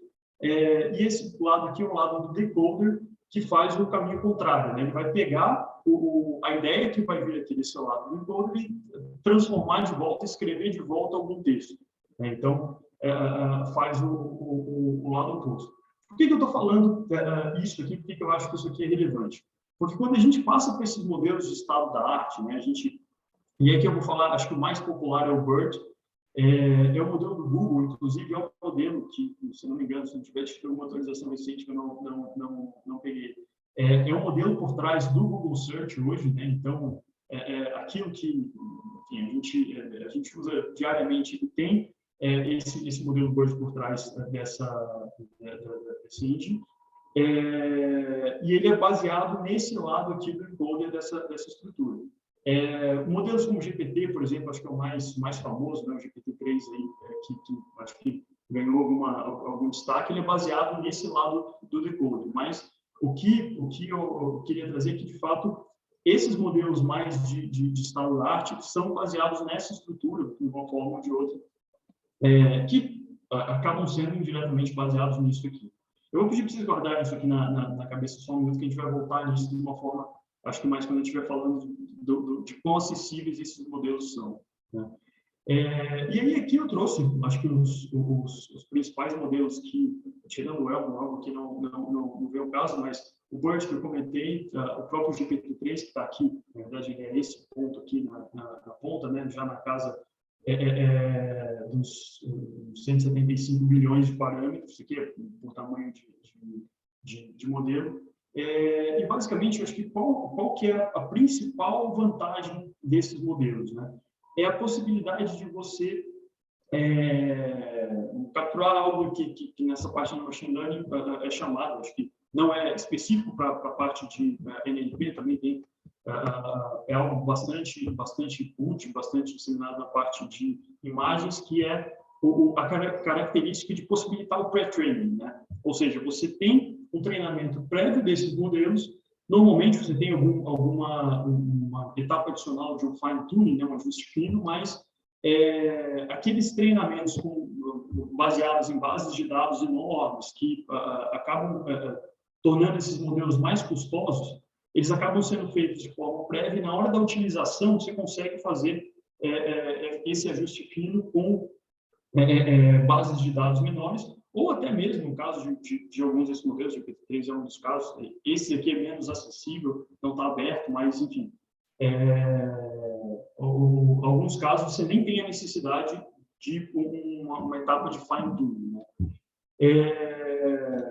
Aí, passando aqui, agora que eu vou mudar, acho que eu queria chegar aqui mais rápido, porque eu acho que essa é a parte mais interessante, né?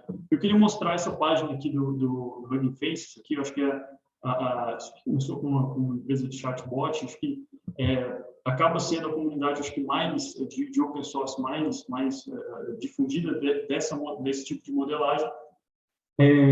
Tem bastante coisa interessante aqui, tá? Enfim, acho que até aquele modelo que foi que já foi mencionado aqui, de criar imagens a partir de textos, tem aqui dentro também, acho que o pessoal já até divulgou isso. Tem algumas aplicações aqui que a gente consegue usar. Aqui embaixo, esse Write with Transformers é uma aplicação direta do GPT-2, que é um GPT-3 menorzinho, mas o que eu queria mostrar para vocês aqui nessa parte de modelos, aí eu vou focar aqui em 3 tarefas específicas, né, que aí são as que a gente vai usar mais para frente. Eu acho que essa parte de Zero Shot Classification, a gente vê aqui os modelos que fazem um pouco daquilo que o Bernardo mostrou com o LDA na parte de Topic Modeling, né? Então, eles são modelos de classificação nessa linha.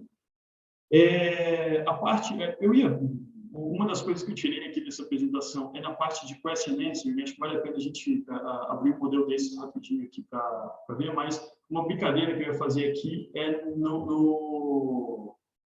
para fazer aquele exercício que a gente fez na semana passada, com aqueles textos, responder aquelas perguntas, com base no modelo desses, né? E aí, por que eu digo que esses modelos são mais acessíveis?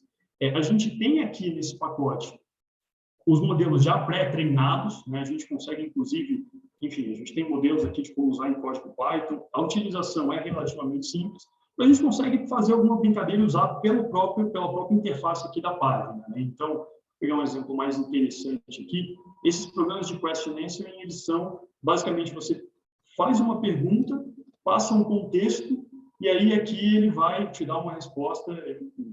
Nesse caso aqui, ele pergunta qual que é o nome em inglês da floresta amazônica, né? Com base nesse contexto desse texto aqui, ele acha que é chamado de Amazônia ou Amazon Jungle. Enfim, acho que a ideia seria brincar aqui, mas acho que pelo tempo a gente acaba pulando um pouco essa parte. Um outro que eu queria mostrar, que eu acho que a gente está até aqui, esse Pinbird, que ele trabalha nessa parte de sentiment análise, né? Esse é o modelo que eu vou usar, que eu estou tentando usar, estou na parte de me entender com ele na pesquisa, mas esse daqui é o que eu queria mostrar. A gente tem os exemplos aqui peguei aqui um texto simples, tá? Até baseado nesses exemplos. Ele, com base num texto que a gente imputa aqui, ele vai extrair os sentimentos, se é um sentimento positivo, negativo ou neutro. E eu acho que a ideia da gente vamos mudar esse cara aqui, vamos botar um trecho pequeno para mudar o sentido, ele acaba capturando o sentido, coisa negativa, né? E aí, por que eu falei daquela parte dos mecanismos de attention e de como que ele funciona?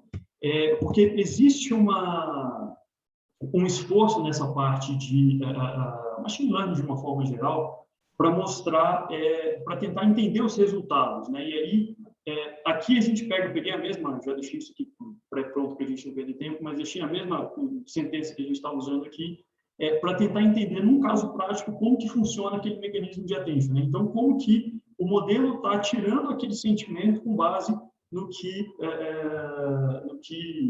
ele tem de funcionamento interno. E aí eu acho que é legal, por exemplo, eu sei que ele tem vários núcleos de attention, né? São várias matrizes daquelas. Essa é a representação de uma dessas matrizes e a gente consegue pegar algumas relações, por exemplo, a palavra perform, ela está se ligando a palavra well com mais intensidade, o didn't aqui com uma intensidade menor, enfim. Se eu pegar aqui o próprio stocks também, com o didn't, well, está prestando atenção, né, no didn't perform, e aí daqui, tem coisas, essa não é a única relação que é capturada, mas acho que é legal a gente ter essa noção de como que é o funcionamento por debaixo do capô desses modelos. Alexandre, Se eu quisesse, então, aquele exemplo que eu dei das cartas do Mozart, por exemplo, se eu pegasse uma dessas cartas do Mozart, eu podia botar aí e calcular um valor do sentimento da carta? Sim, sim. Aqui, vamos lá.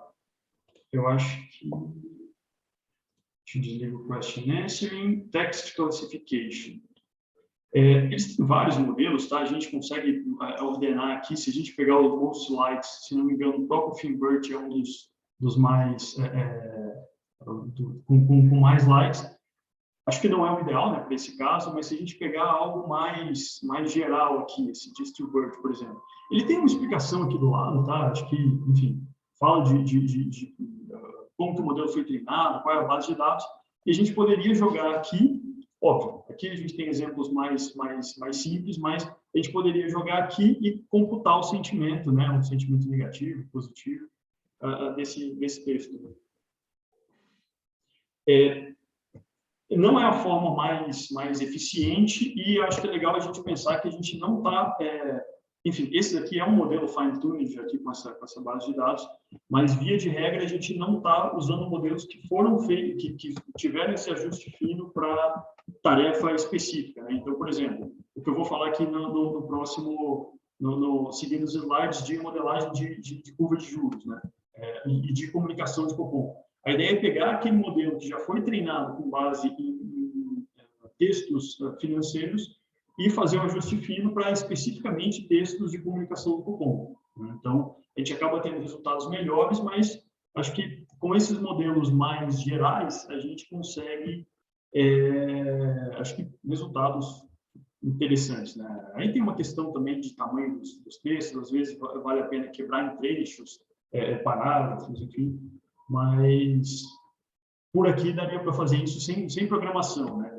Uma forma mais direta, acho que mais acessível.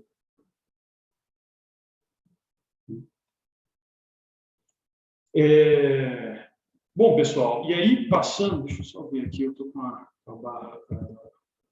Não, isso daqui é mais para frente.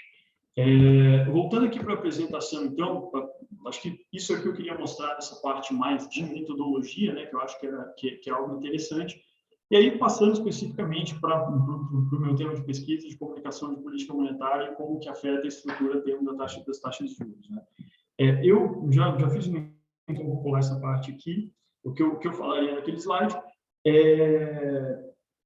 o modelo é esse Finbert, né, que é aquele que a gente olhou lá especificamente para aquele exemplo bobo de estoques, mas a ideia é fazer o ajuste fino em cima desse modelo, como eu comentei, especificamente para adaptá-lo para entender a comunicação da autoridade monetária e tirar fazer essa coisa de sentiment analysis, né?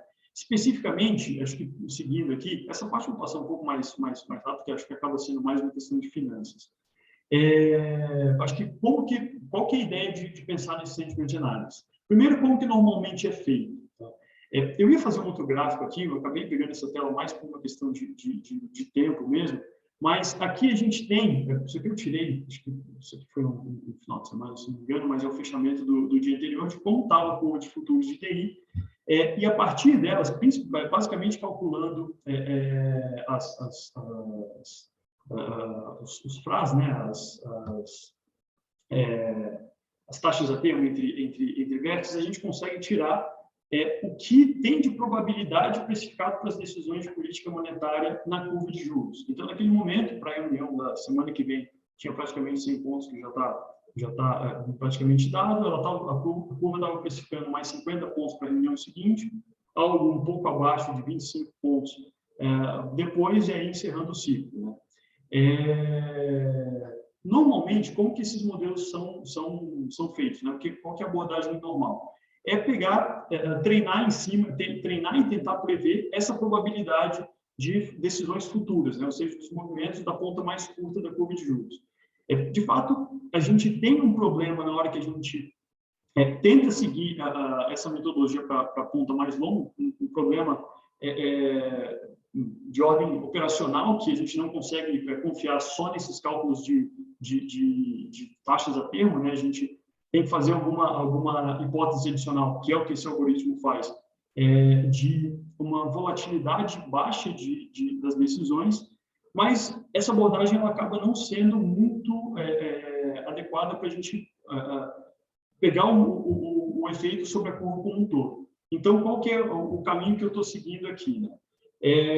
Basicamente pegar o efeito sobre os componentes principais da curva de juros. Isso aqui não é novo, tá? Isso aqui foi proposto no paper do Litterman e Schenkman em 91, a gente usar essa abordagem de componentes principais, e basicamente a gente tem aqui, isso era para mexer, tá? A gente tem aqui vetores de deslocamento da curva de juros, né? Então, o primeiro componente principal, ele captura um deslocamento em nível, o segundo componente principal, esse meio laranja aqui, ele captura o deslocamento de inclinação, e o terceiro de curvatura. Né? E aí eu botei aqui uns gráficos só exemplificando o que são choques sobre esses componentes e como que eles afetariam a curva. Né? Então, isso aqui peguei de uma apresentação passada que eu havia feito com outro modelo no começo do ano passado, aproveitei de lá. E aí a gente tem o que é um choque no primeiro componente, no segundo componente aqui com a inclinação, no terceiro componente com a curvatura. É interessante que esses componentes normalmente eles são associados a coisas com mais significado. Né? Acho que o nível acaba respondendo por grande parte das variações de curvas de juros. Ele acaba sendo bastante influenciado pelas próprias decisões do Banco Central. Então, uma surpresa numa decisão tenderia a impactar esse componente, falando de nível. Pensando no efeito de segunda ordem, né? Se a gente olhar, se fosse uma decisão mais, usando os termos, mais dura do que esperado, ou seja, no sentido de maior flexibilização ou de menor aperto, né? De decisão de curva de juros, é esperado algo no sentido de uma maior inflação futura, coisa do tipo, e isso acaba sendo capturado por um movimento de inclinação, de empinada da curva de juros, capturado por esse segundo componente. Esse terceiro, normalmente, por uma questão de efeito convexidade, acaba sendo bastante associado à volatilidade, enfim. Aí aqui no próximo slide, de novo, acabei pegando dessa apresentação anterior. Lá a gente usou 5 componentes principais, tá? Então a gente tem 2 curvaturas adicionais aqui, mas basicamente aqui a gente tem os vetores dos componentes principais, os pesos de cada um dos componentes dados pelos autovalores, né, na decomposição, e aqui como que esses componentes principais responderam ao longo do tempo pelos movimentos da curva de juros. Né? Então, a gente pega aqui no início da pandemia, a gente teve um aumento significativo de nível de curva de juros, enfim. E aí, qual que é a ideia? Por que eu botei isso aqui? Porque a ideia é tentar treinar os sentimentos em cima dos 3 primeiros só. Pelo menos a gente já captura 99,92% dos movimentos de curva de juros, da volatilidade da curva de juros, né? A ideia é tentar treinar fazer um ajuste fino desses modelos e treinar em cima dessas séries, né? Então, basicamente eu vou ver se entre o fechamento de uma decisão, teve a decisão, comunicação, abertura do dia seguinte, como que isso, e aí eu estou pensando nessa decisão como principal driver de movimentos de curva de juros entre esse fechamento e a abertura do dia seguinte, como que eles afetaram os componentes principais, esses 3 componentes principais.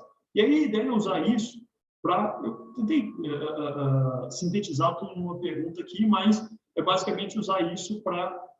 e aí, provavelmente, controlando por surpresas de decisão propriamente dita, né? Para controlar, para tentar avaliar como que o instrumento da comunicação afeta a estrutura a termo de uma forma geral, né? Não só a ponta curta, que a gente vai ter um interesse grande pela ponta longa, principalmente, que acaba sendo menos trivial, mas tentar analisar a eficácia da comunicação com esse instrumento de yield curve control. Esse era o primeiro tema aqui. eu vou passar, acho que rapidamente pelo segundo, que era, de novo, o que eu acho que seria até mais interessante para a discussão, e que eu confesso que tenho bem menos experiência e está bem mais verde, né? Mas, basicamente, qual que é a ideia? A gente fez várias discussões ao longo das apresentações, inclusive, sobre os temas de inteligência coletiva, collective brain. Eu sempre pensava que eu sempre vejo isso muito ligado às estruturas de rede, como a gente comentou bastante, mas eu pensava em como que a gente consegue usar esse poder do NLP para atuar sobre essas estruturas das redes, né? Eu fiz uma primeira pesquisa, isso aqui era até algo que devia ter saído quando eu enxuguei essa apresentação, mas a gente tem muito mais facilidade de encontrar as contribuições de inteligência coletiva para a parte de deep learning do que o contrário. Mas aí, acho que algo interessante aqui para exemplificar isso, eu não sei, eu confesso que uma parte do curso acabei acompanhando de forma assíncrona pelas gravações, não me lembro se eu discuti em algum momento sobre esse mestre aqui no grupo, mas achei interessante trazer, até porque o exemplo vai ser disso, mas, se não me engano, isso é um centro, esse Center for Collective Intelligence Design, né? No Reino Unido, acho que eu cheguei nesse mestre a partir desse paper, e basicamente o que eles fazem é trabalhar com esses designs de inteligência coletiva e de redes para fomentar essa coisa de inteligência coletiva. E tem um relatório específico que fala de como que a inteligência artificial pode contribuir para a inteligência coletiva, né? E aí eles têm vários temas lá. Eu acho que o tema que conversa mais... Aqui eu botei links, tá? Depois eu vou passar essa apresentação, tem os links lá, aqui do relatório, né, em cima do próprio centro. E aí aqui a ideia peguei um desses temas, que é como esses algoritmos de máquinas, né, podem conectar o conhecimento entre membros da rede, né, entre pessoas de um grupo. Eu acho que um exemplo legal que eu quis trazer aqui, desse relatório especificamente, é um trabalho que usa NLP para conectar produtores rurais pequenos, e aqui eles são focados na África, que basicamente é um serviço de perguntas e respostas que um produtor aí, eles botam aqui até o celular, que esse serviço ele funciona tanto pela internet quanto via SMS, mas um produtor pequeno rural, né, manda um questionamento, esse algoritmo vai achar a resposta ou um membro dessa rede que seja alguma autoridade, que tenha condições de sanar aquela dúvida e vai conectar esses dois caras, né? E aí, o que eu pensei em cima disso, aí eu tentei, concluindo aqui, chegando no último slide, tentei sintetizar essa pergunta, e aí até pensando um pouco naquilo que a gente já discutiu nessa parte de inteligência coletiva, né? Acho que focando na parte de custos de transação. Como que a gente pode usar essas técnicas de NLP, falando aqui especificamente de produção científica, tá? Para minimizar esses custos de transação nessas interações, principalmente nessas interações interdisciplinares, né? Aí eu vou voltar aqui de novo na página, que eu vou trazer dois exemplos aqui.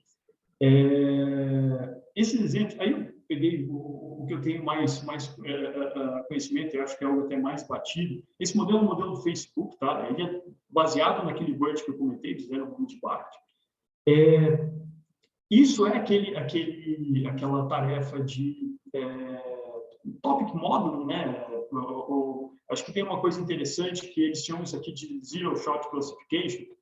Só fazer um comentário rápido sobre o que é esse Zero Shot, que é um negócio interessante nesses modelos também, que basicamente, em tese, esses modelos entendem a linguagem, né? Então, essas tarefas de Zero Shot são tarefas em que você não passa a tarefa de forma explícita para o modelo, mas você fala para ele o que você quer, né? Então, por exemplo, uma tarefa de tradução. Eu não vou pegar um modelo de tradução e inserir a frase lá. Eu vou falar, traduza a frase, vou imputar no modelo, né, num desses modelos. Traduza a frase tal para o inglês. Lá, e aí, O GPT-3 é acho que é o mais famoso que faz isso de forma quase que natural, né? Essas coisas acho que acaba tendo uma coisa maior até do que às vezes eles conseguem isso. A gente está falando muito de modelos estatísticos ainda, eles têm vieses, tem muitos problemas ainda, mas enfim. E o que eu fiz aqui? Qual foi o exercício que eu acho que exemplifica bem essa ideia? Eu peguei algo, acho que do meu mundo que eu tenho mais conhecimento, que é o trabalho de Black-Scholes, né, para precificação de opções. Acho que tem uma coisa bem conhecida da associação do modelo com o modelo de física de difusão de calor sobre superfícies. E aí, o que eu fiz aqui? Eu fiz dois exercícios. O primeiro foi, nesse modelo que não está fine-tuned, né? Não passou pelo ajuste fino, não é específico para isso, então, isso aqui é para essa tarefa, né? Para esse problema. Então, aqui é muito mais um exemplo, mas isso aqui a gente poderia fazer com LDA também, tá? Eu acho que o principal é a gente ter um resultado com essa cara, com probabilidades associadas a cada tópico, né? Eu peguei aqui a introdução do trabalho do Black-Scholes e aqui peguei cinco temas e pedi para ele classificar nesses temas. E aí, qual que é a ideia o que seria a ideia dessa pesquisa, né? A gente tem temas óbvios, finança e economia, que acho que não tem muita contribuição aqui. Saber que esse texto é relacionado a esses tópicos. A gente tem temas que são, acho que temas mais distantes, né? Microbiologia, robots, isso que eu peguei até do exemplo que já estava pré-feito aqui. Mas no meio do caminho, entre o que é óbvio e o que é mais aleatório, isso aqui eu penso meio que no que não tem muito significado, no que é mais óbvio, no que é causa, a gente sai procurando de forma acho, quase que aleatória, e aí no meio do caminho a gente acharia esse meião interessante aqui, né? Os tópicos que são relacionados de forma mais distante, que um algoritmo desse poderia trazer alguma contribuição.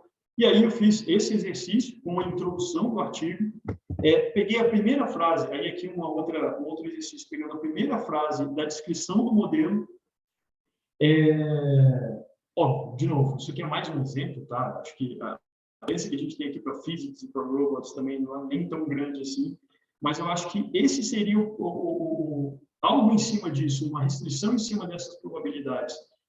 Nessa pesquisa seria meio que essa medida para encontrar o que é esse meião interessante, né? Ou seja, eu não quero o óbvio, então descartaria, se a gente fosse usar aqui algo acima de 30% de probabilidade, e aí eu pegaria os maiores abaixo dessa classificação, e aí a ideia seria mais ou menos como aquele exemplo que eu dei de ligar pesquisadores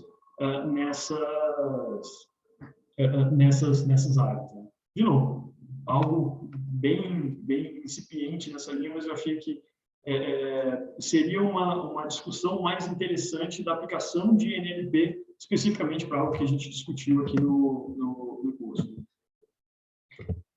E é isso, pessoal. Acho que acabei deixando... Ok, ótimo. Muito obrigado, bem interessante. Então, deixa eu abrir o chão aí para quem quiser fazer algum comentário.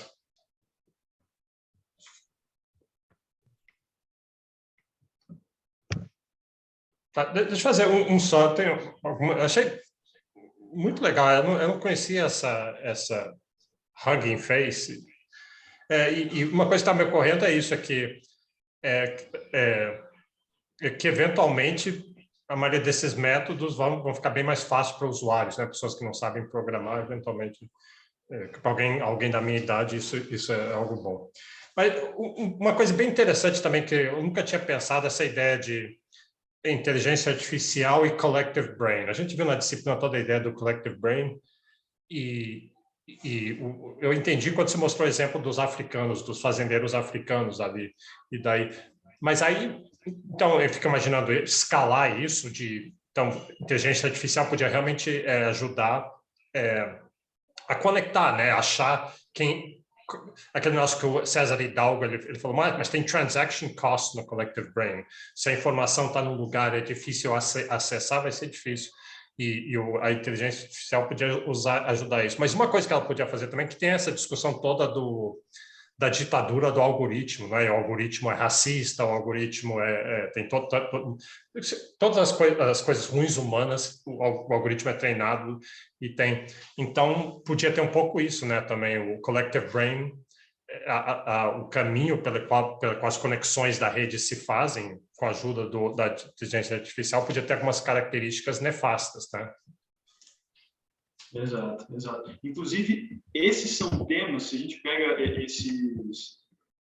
essas descrições dos modelos aqui, acho que não esse especificamente, mas são temas que são discutidos e que existe uma preocupação, né, nesses algoritmos justamente em relação a esses bias, enfim, e existe isso é um tema de pesquisa à parte também, especificamente, porque ele acaba incorporando todos os vieses que a base de dados, base de textos que ele foi treinado tem, né, carrega. Então, isso realmente é um problema. Alexandre, eu queria te parabenizar, viu? Eu até favoritei aqui esse Hug, que eu achei bem interessante. E eu vi aqui que a classificação de áudio ele tem 93, de imagem, 93 modelos, classificação de imagem, 421 modelos. Tem várias coisas, né? Bem interessante. Bem legal. Bem legal. Parabéns, viu? Valeu. E assim, eu mostrei só o que interessa aqui, né? Mas nessa parte de Spaces tem bastante coisa também já, mais nessa linha de aplicativos, né? Por exemplo, aquele lá da imagem, da Lin, tá aqui, acho que tem coisas... Lá, a gente viu exemplos de utilização dos modelos via uma interface. Esses daqui eu acho que são mais pensados para a própria interface por aqui, né? Então, é menos adaptado e mais específico, né, nessa parte de Spaces.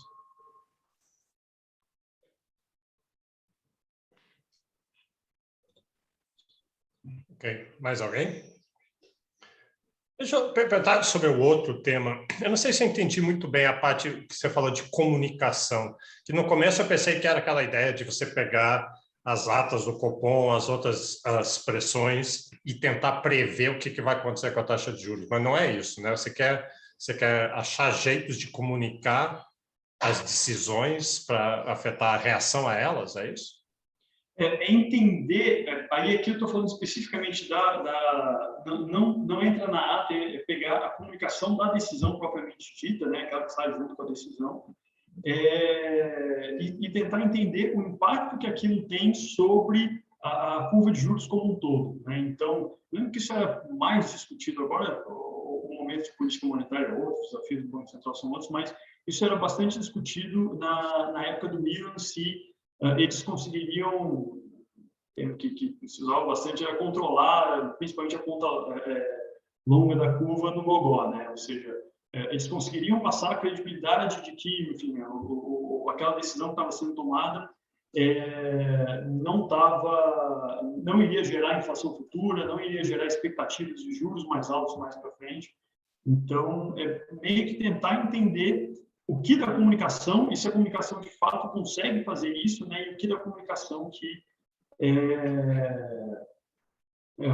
consegue fazer esse controle ou não consegue, eventualmente. Então, é por isso que o PT anunciou que queria manter o Banco Central atual, quando ele ganhar a eleição, é isso? Que...